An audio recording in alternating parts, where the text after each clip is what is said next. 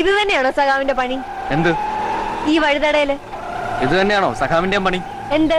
എന്റെ പുറകെ നടന്ന് കാശ് കൊടുക്കല്. എന്നാ ഒരു നീണ്ട ലിസ്റ്റ് അങ്ങോട്ട് തരാൻ കൊടുക്കോ? എന്റെ ചങ്ങാതി, ഇതൊക്കെയല്ലേ മനുഷ്യന്മാര് തമ്മിലുള്ള ഒരു ജീവിതം. ഉള്ളവൻ ഇല്ലാത്തവന് കൊടുക്കണമെന്നല്ലേ നിങ്ങളുടെ ബൈബിൾ വരെ പറഞ്ഞിട്ടുള്ളത്. അന്യന്റെ മുതൽ ആഗ്രഹിക്കരുതെന്നും ബൈബിളിലുണ്ട്. ഇയാളെന്നെ ബൈബിളൊന്നും പഠിപ്പിക്കണ്ട. ഇങ്ങനത്തെ ഔദാര്യങ്ങൾ എനിക്ക് ഭയങ്കര ഇൻസൾട്ടാണ്. ഇതൊരു തരം മിഥ്യാഭിമാനം. സഖാവിന്റെ ഫാദർ ഹോസ്പിറ്റലാന്ന് അറിഞ്ഞപ്പോ ഞാൻ വന്നത് ഹോസ്പിറ്റൽ ബില്ല് തരാനൊന്നും അല്ല, ഒരു മര്യാദ. വന്നപ്പോ അവിടുത്തെ സാഹചര്യം എനിക്ക് മനസ്സിലായി. എന്റെ കുറച്ച് കാശും ഉണ്ടായിരുന്നു. ബില്ല് അടക്കട്ടെ ചോദിച്ചപ്പോ ആരും വേണ്ടാന്നും പറഞ്ഞില്ല.